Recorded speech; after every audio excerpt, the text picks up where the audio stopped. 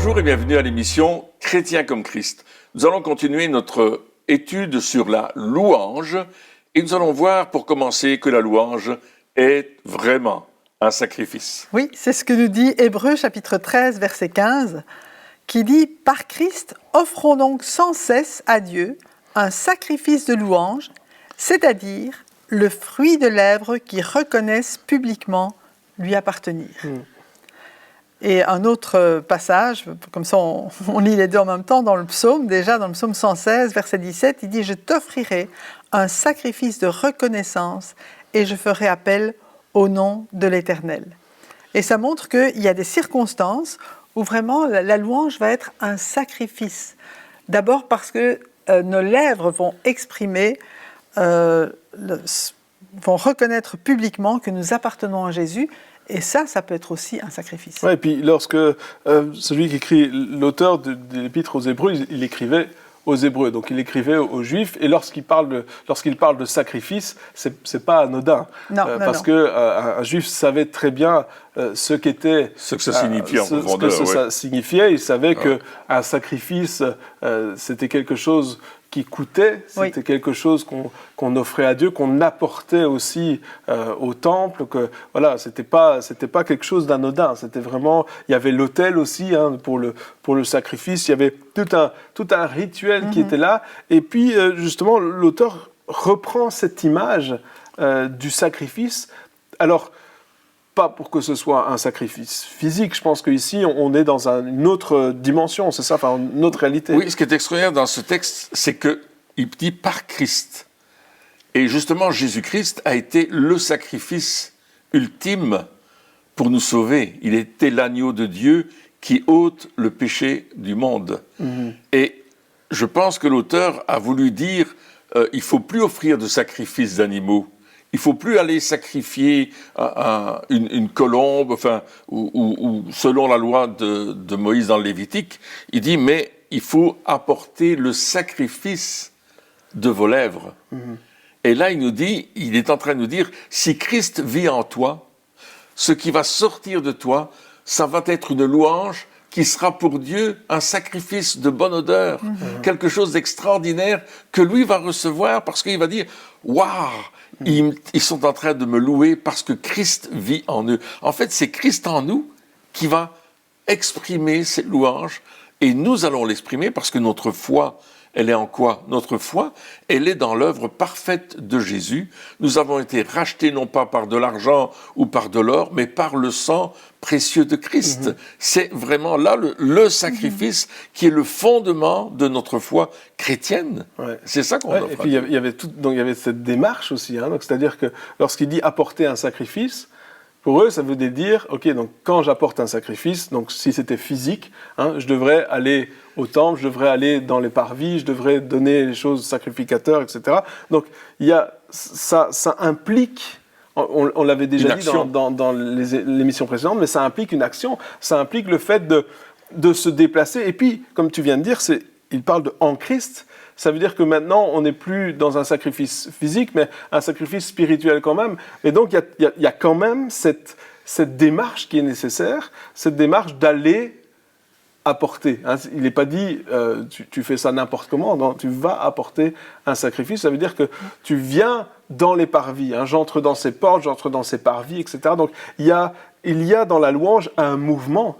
De dire, je vais pas, on en a parlé un peu, mais on continue, je vais pas rester là où je suis, je vais pas rester dans l'attitude, je vais pas rester, mais j'arrive, j'ai ce mouvement où je suis conscient que j'entre dans les parvis. Oui, et c'est vraiment le chemin que Jésus a inauguré, on en a parlé pour la prière, mais c'est vrai aussi pour la louange. Jésus a inauguré ce chemin pour nous conduire dans la présence du Père, et donc on peut, à travers lui, aussi offrir ce sacrifice de louange, et c'est le sacrifice auquel Dieu prend plaisir. Il y a la suite du passage qui dit ça, c'est à de tels sacrifices que Dieu prend plaisir, parce que ce sont nos lèvres. De nouveau, il y a une expression. C'est pas seulement en pensée, mais on va déclarer aussi que le Seigneur, Jésus est notre Sauveur, que Dieu est celui qui nous a sauvés, c'est celui à qui nous appartenons. Ça va être une déclaration. Et nous lui appartenons parce que Christ nous a sauvés. Donc pour les Hébreux aussi de l'époque, tout le monde n'était pas croyant, c'est comme pour nous aujourd'hui.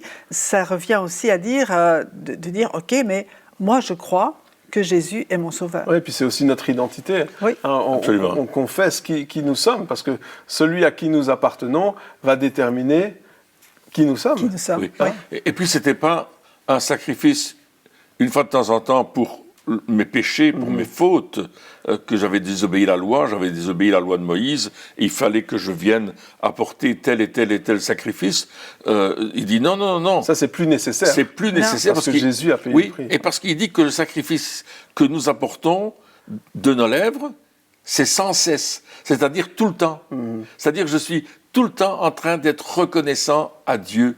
Et je sais que le sacrifice qu'on apportait en sacrifiant un agneau ou un animal au temple, c'était simplement pour couvrir le péché. Tandis qu'en Jésus-Christ, je suis purifié de tout péché par le sang de Jésus. C'est ce que la Bible déclare. Donc, c'est clair que parce que je suis purifié de tout péché, parce que je suis réconcilié avec le Père, parce que je suis libre de l'œuvre du diable, parce que j'ai la vie éternelle, et je pourrais en rajouter beaucoup comme ça, eh bien, sans cesse, je vais dire à Dieu, merci, merci, pour ne pas oublier ce qu'il a fait, n'est-ce pas? Parce que on parle parfois du chrétien tiède, hein, ou du chrétien refroidi. Vous savez, on va à l'église par habitude, mais on n'a plus ce feu du premier amour. Il nous manque quelque chose, parce qu'on a oublié la purification de nos péchés. On a oublié que le sang de Jésus avait coulé pour nous. Et on est dans une habitude et on fait des choses par habitude.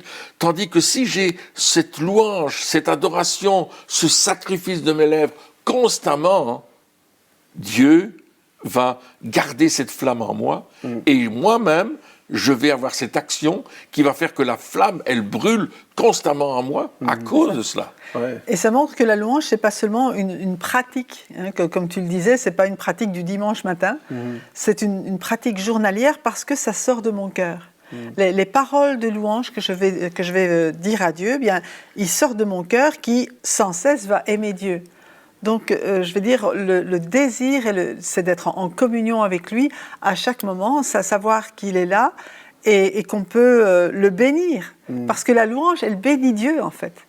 Elle lui fait du bien. Il est content d'entendre notre louange. Absolument, ouais, cette reconnaissance, le fait de bénir Dieu. Mais il y a aussi cette notion de sacrifice. Hein. Ce mot sacrifice, ça veut dire ce que ça veut dire quand même. Hein. Ça veut dire que ça va nous coûter quelque chose. Ça va nous coûter, alors on ne parle pas forcément d'argent, hein, mais ça va nous coûter, comme on l'a dit dans l'émission précédente, on n'a pas toujours envie de louer Dieu, on n'est pas toujours d'humeur pour le faire, et aussi des fois on n'a pas toujours les circonstances qui sont alignées pour qu'on puisse être reconnaissant, et pourtant il est dit continuellement, ça veut dire bien dans toutes circonstances.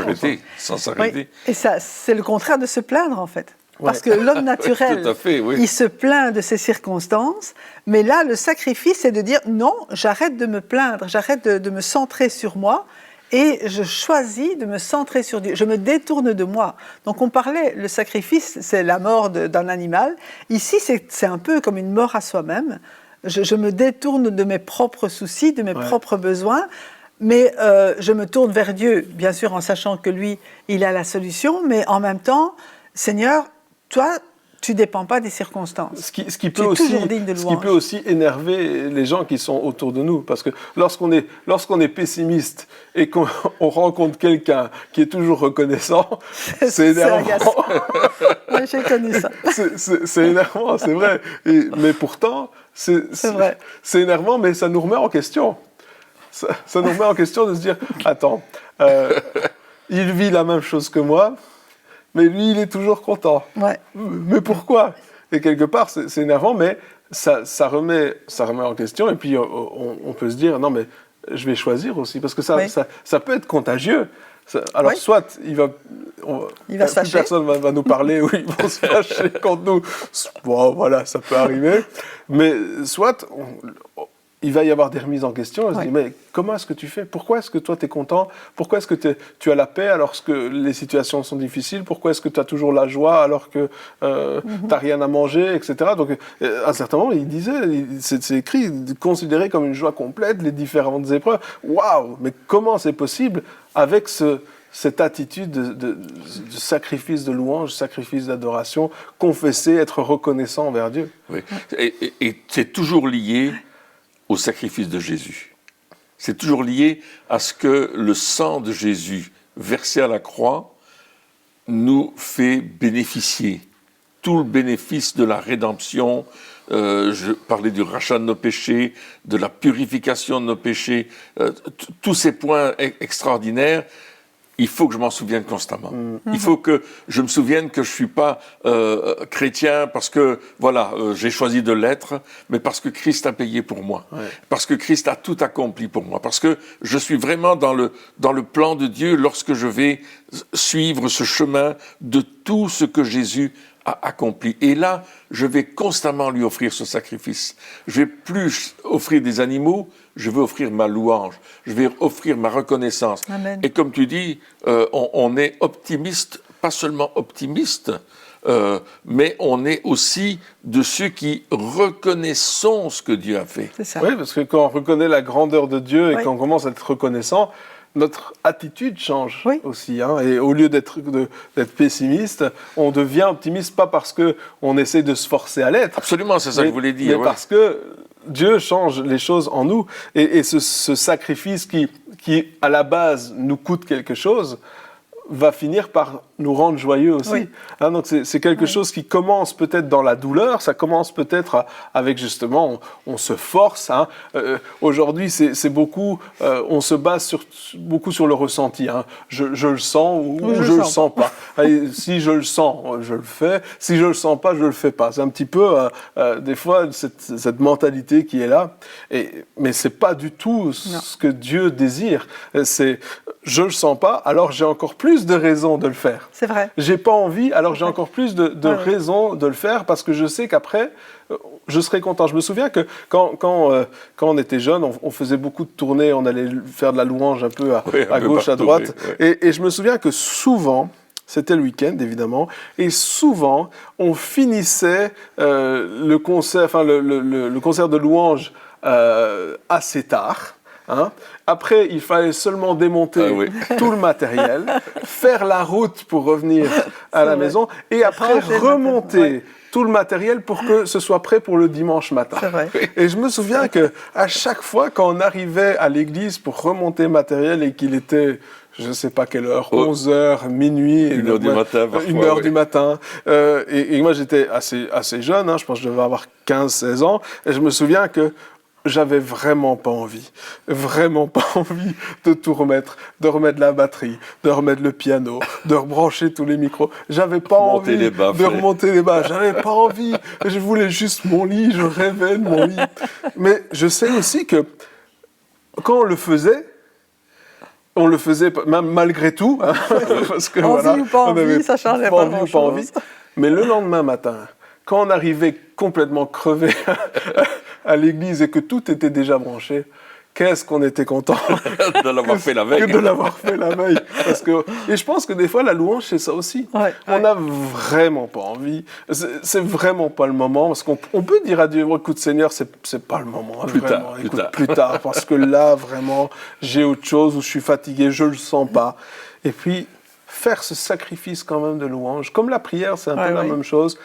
Eh bien, une fois qu'on l'a fait, il y a une telle joie. C'est vrai.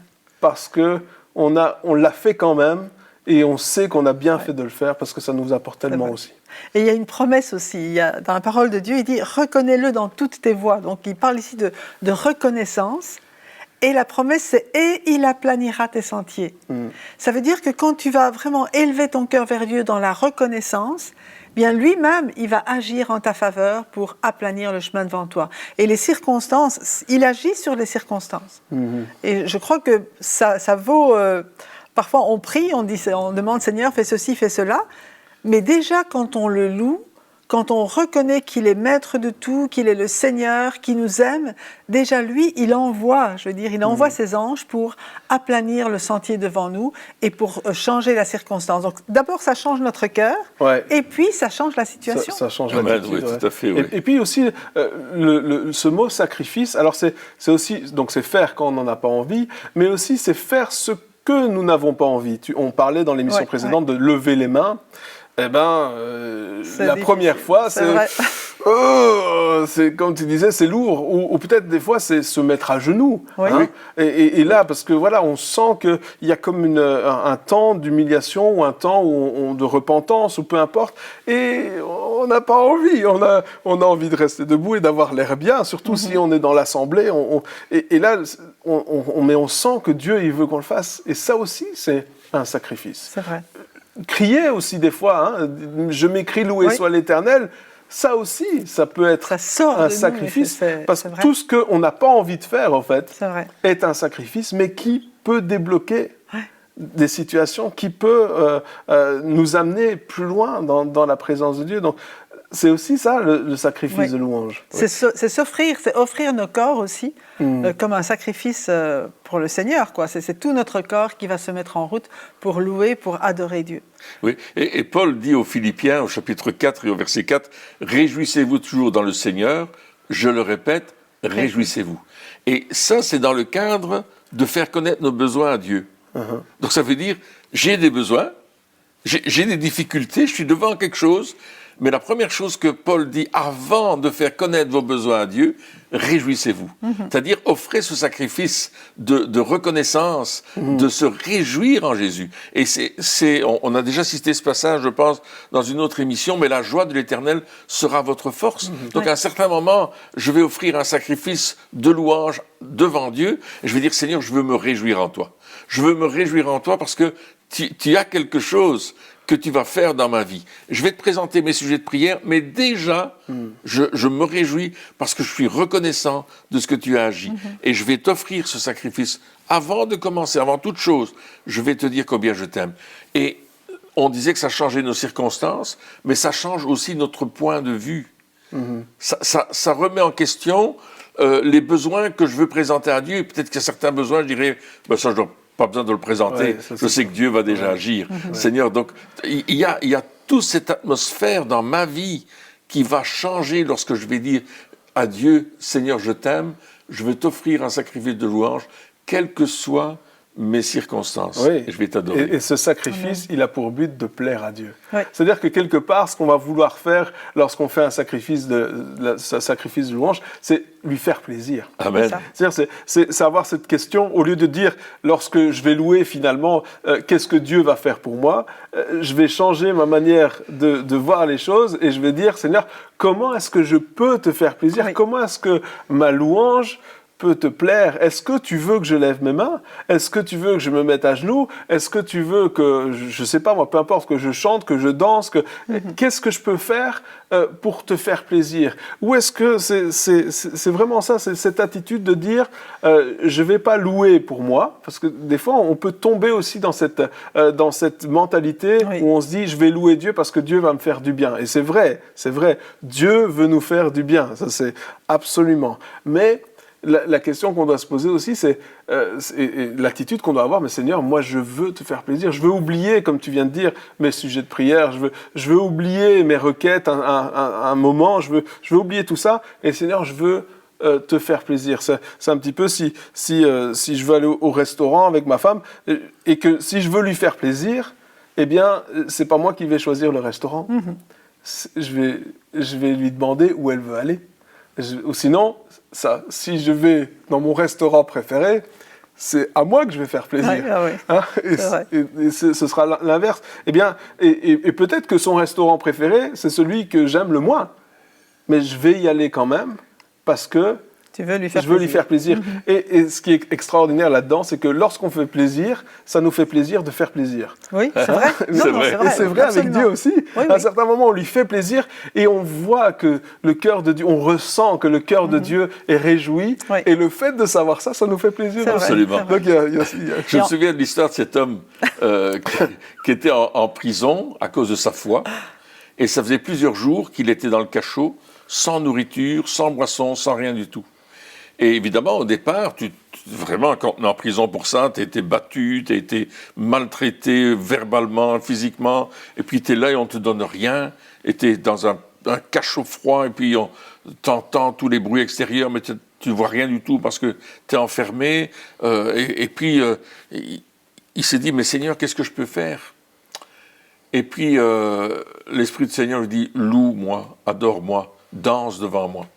Et il s'est mis debout, il a commencé à chanter, à danser, à louer le Seigneur de tout son... Il a parlé en langue, il chantait en langue, vraiment, il faisait un raffut pas possible dans sa cellule. Alors le geôlier est venu, il a ouvert la petite trappe, là, et il a regardé, il a dit « Ah, il est devenu fou, on peut lui donner à manger. » C'est une histoire authentique. C'est une histoire authentique, oui. Et je veux dire, là, par rapport à ce que tu disais, la louange, c'est quelque part la seule façon dont nous pouvons vraiment réjouir, donner quelque chose à Dieu. Bon, si on fait autre chose, c'est clair qu'on peut donner nos offrandes, etc., mais c'est pour la terre. Mais la louange, elle va directement au ciel, ouais. Elle va directement réjouir le cœur de Dieu. Et le fait que c'est un sacrifice, ça veut dire, comme tu le disais, c'est désintéressé. Mon désir, mon but, c'est de réjouir le cœur de mon Sauveur. Et là, ça change tout. Ça change tout. Ça change tout parce que lorsqu'on vient en disant Seigneur, qu'est-ce que tu peux faire pour moi, on peut sortir en étant déçu parce qu'on n'a pas eu ce qu'on voulait. Absolument, ouais. Mais on n'a pas eu ce qu'on voulait parce qu'on n'est pas venu avec la bonne attitude. C'est ça. C'est un cercle vicieux et sans fin. Donc mais lorsqu'on arrive vers Dieu, que ce soit dans notre temps personnel, dans notre culte personnel ou avec l'Église, et qu'on dit Seigneur, comment est-ce que je peux te faire plaisir? Et puis qu'on le fait aussi. Et ça nous coûte, on est d'accord. Quand on parle de sacrifice, ça veut dire que, aussi, au niveau réputation, ce que les autres vont penser, enfin, toutes ces choses-là sont dans la balance. Ouais. Et puis, ça nous coûte de le faire. Mais on ne peut pas, c'est impossible de sortir d'un moment comme ça, déçu. Non. C'est pas possible, parce que on a eu la bonne attitude. Et puis Dieu, qui lui regarde dans notre cœur. Ouais. Il ne regarde pas aux apparences, il ne regarde pas à ce qu'on fait semblant. Oui, alors des fois on peut, on veut lever les mains pour faire semblant, mais pas du tout penser ce qu'on chante. Mais on a toutes les apparences, mais Dieu, il n'est pas du tout intéressé à ça. Il est intéressé à notre cœur. Et lorsqu'il voit que dans notre cœur, dans notre attitude, on a cette envie de le louer, de l'élever, peu importe ce que les autres vont penser de nous, eh bien ça réjouit son cœur et ça réjouit notre cœur. Ouais. Et puis on sort de là et on sait que ça a fait quelque chose. Oui. On n'est pas déçus. Je reviens à mon exemple de l'homme qui était en prison. On l'a rencontré après. Il est venu ici dans la région. Il n'était pas fou. Non, il n'était pas fou. Il est venu rendre témoignage de ce qu'il avait vécu. C'est ça, Richard von Brandt. Et il est venu, je me souviens, ça fait quelques années quand même. Et il est venu rendre témoignage de ce qu'il avait vécu dans la prison. Mais simplement, quand il avait offert cette louange à Dieu qui était extravagante et qui, en fait, n'avait pas de raison d'être parce que il était vraiment calé quelque part dans des circonstances indéfinissables. C'était incroyable ce qu'il vivait, mais il a commencé à le faire. Il a dit, Seigneur, je vais te l'offrir. Je vais faire l'effort sur moi-même. Je vais t'offrir cette louange. Quoi qui peut arriver, je vais te le donner. Et il est rentré dans une dimension tellement forte. Il nous racontait que la présence de Dieu était là.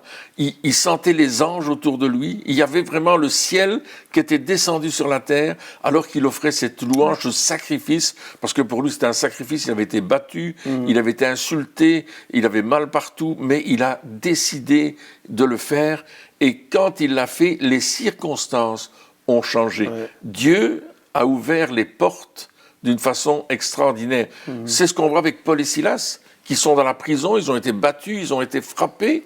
Et puis là, dans cette prison, dans cet endroit, ils louent le Seigneur malgré les circonstances. Et puis ils chantent fort aussi. Parce que tout le monde pouvait les entendre. Et c'était pas une petite louange tranquille, surtout on ne veut pas déranger les gens. C'était la louange. Mais ils ont offert un sacrifice de louange parce qu'ils ont été frappés, on les a fouettés, on leur a mis les fers aux pieds, ils étaient immobilisés dans la prison, et la prison la plus sombre, ils ont dit le cachot le plus terrible.